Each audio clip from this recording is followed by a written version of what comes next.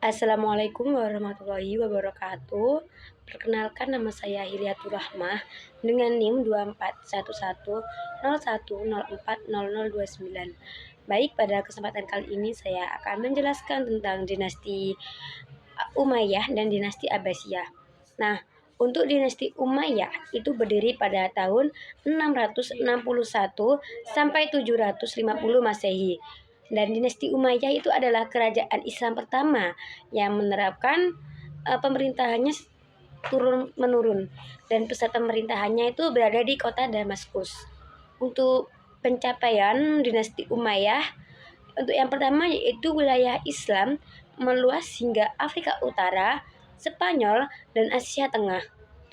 Dan yang kedua yaitu membangun jalan, masjid, dan sistem administrasi negara. Dan yang terakhir yaitu menjadikan bahasa Arab sebagai bahasa resmi pemerintahannya. Nah, tadi kan pencapaiannya ya. Untuk kemunduran, yaitu yang pertama terjadi konflik politik dan pemberontakan. Dan yang kedua itu adanya ketidakpuasan berbagai kelompok masyarakat. Dan akhirnya itu digantikan oleh dinasti Abbasiyah pada tahun 750 Masehi. Nah, untuk yang kedua yaitu tentang dinasti Abbasiyah. Dinasti Abbasiyah ini didirikan pada tahun 750 sampai 1258 Masehi. Untuk dinasti Abbasiyah ini menggantikan dinasti Umayyah, dan dan pemindahan pusat pemerintahannya itu yang dulunya berada di kota Damaskus sekarang diganti ke kota Baghdad. Untuk pencapaian dinasti Abbasiyah yaitu yang pertama menjadi masa keemasan peradaban Islam, dan yang kedua yaitu berkembang pesat dalam ilmu pengetahuan, kedokteran, matematika, dan astronomi. Dan yang terakhir yaitu berdirinya Baitul Hikmah sebagai